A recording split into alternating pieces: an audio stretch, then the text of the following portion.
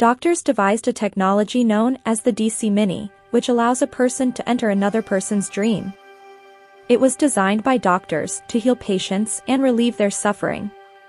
But situations worsen when the gadget is stolen by a criminal who intends to use it for evil. Stick with us to see what happens next. Presenting the movie Paprika.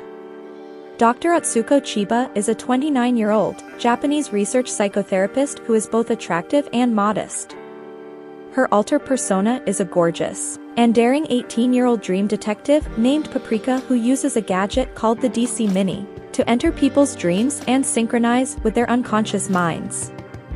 The actual bill is going to move through Parliament and DC Mini is still awaiting official government permission for usage as an authorized psychotherapy treatment.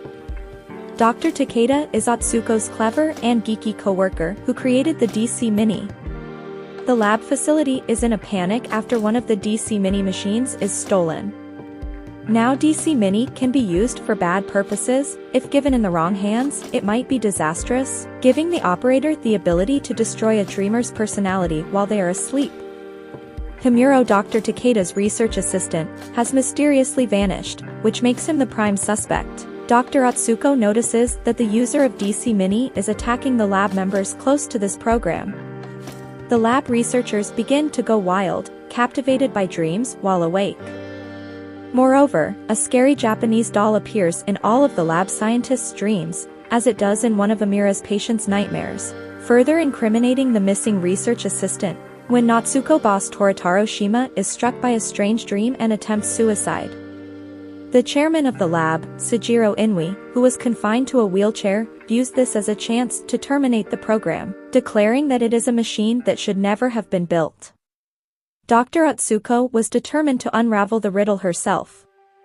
Dr. Takeda's t-shirt has a picture that leads Atsuko to Amuro's whereabouts after entering his dream. Atsuko understands that someone more evil is present who is responsible for the robbery. Meanwhile, Dr. Osanai, a gorgeous colleague researcher, saves Dr. Atsuko's life when she drifts into a dream state and nearly falls from a balcony.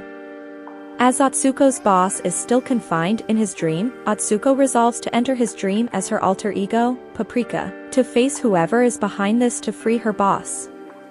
The boss is about to die, but Atsuko successfully brings him back to reality. After that, the boss summons an old-school acquaintance, Police Detective Kanakawa, to the lab to speak with Dr. Takeda, Atsuko and Himura's employer. Kamikawa is already well aware of the DC Mini's power and its potential because he has undergone psychiatric therapy, utilizing the DC Mini to deal with his worry about a recent unresolved murder case. Detective Kanakawa thinks Himuro stole the DC Mini to claim credit for the innovation.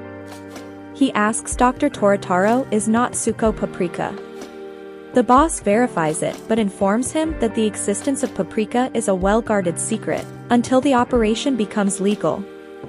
Meanwhile, within the lab, Chairman Sujiro Inui is attempting to urge Shima to quit as the boss of the facility and accept full responsibility for the crime. The boss on the other hand feels that Inui has a larger plan. Detective Kanakawa again started to have dreams, controlled by a DC Mini user. The boss chooses to reassign Paprika to assist Detective Kamikawa. He has recurring dreams of being locked in a circus cage surrounded by others with his own face. In another dream, he is imprisoned in an elevator with several movie scenes featuring Paprika and himself. And the number 17 keeps coming up. They are abruptly interrupted by the same bizarre carnival procession of dolls and appliances that she saw in her boss's dream. When Paprika enters Kanakawa's dream, she instantly recognizes Dr. Takeda as a massive, uncontrollable robot. Kanakawa's dream is now combined with Takeda and Amira's dreams. She returns to the lab and enters Amira's dream as Paprika to save Takeda. In his dream, she comes across hundreds of little Dr. Killer dolls and eventually a massive monument of Dr. Osanai. It is all confusing for her. The chairman emerges unexpectedly, but instead of his weak legs, he manifests as the body of a massive tree trunk, and the violent roots follow Paprika, who was forced to flee for her safety.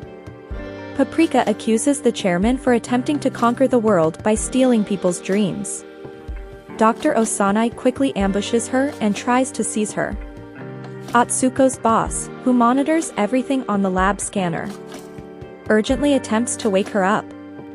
It's clear now that Atsuko, Dr. Osanai, and Chairman Sujiro Inui are the thieves. Paprika wakes up and finds herself seized by Osanai and attached to a table to divert him. She tries to influence him by playing mind games and accusing him of selling his soul and body to the chairman. He then tells Paprika that he knows about her true identity.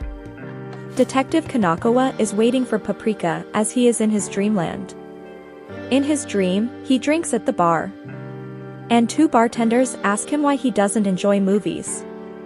He instantly understands why the number 17 is significant. Together with a close buddy, he produced an 8mm film when he was 17 years old, and they discussed making additional films in the future. Kanakawa soon decided that he wouldn't pursue film, and his friend felt let down by him. His friend turned out to be terminally ill and died soon after. The detective realizes he has been carrying around the guilt for letting his friend down. All these years, he walks inside the next-door movie theater. In the picture on the screen is of Paprika being held in the chamber by Dr. Osanai. Kanakawa urgently attempts to break through the movie screen to save her. On the other hand, Osanai reaches inside Paprika and rips her skin back, revealing her main body as Atsuko, the chairman, emerges out of nowhere from the body of Osanai. He attempts to kill Atsuko, but Osanai asks to forgive her. This makes Osanai outraged, for which they fight each other as Osanai tries to stop the chairman. For murdering Atsuko, Detective Kanakawa rushes through the screen and saves Atsuko, but Osanai pursues them even after Kanakawa falls back into his dream. Now Osanai is in control of Detective Kanakawa's dreams.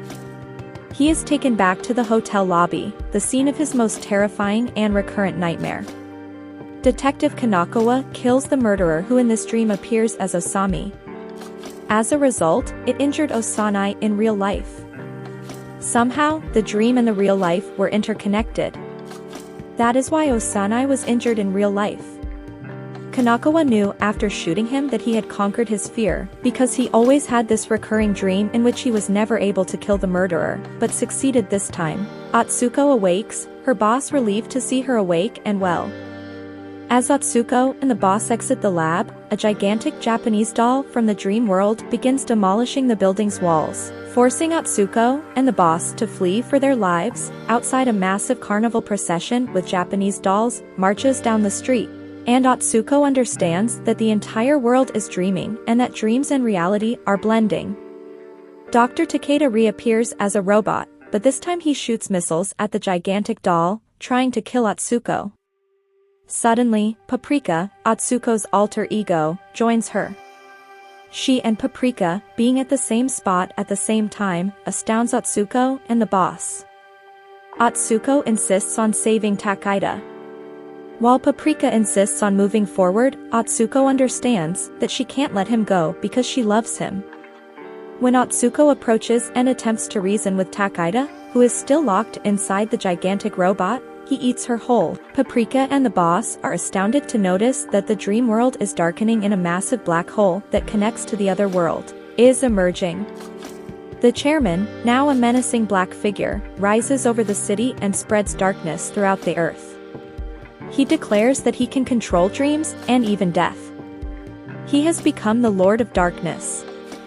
Paprika recognizes that the light and dark represent reality and dreams. She imagines herself as the representation of a little kid who starts eating the chairman's dream, consuming the night.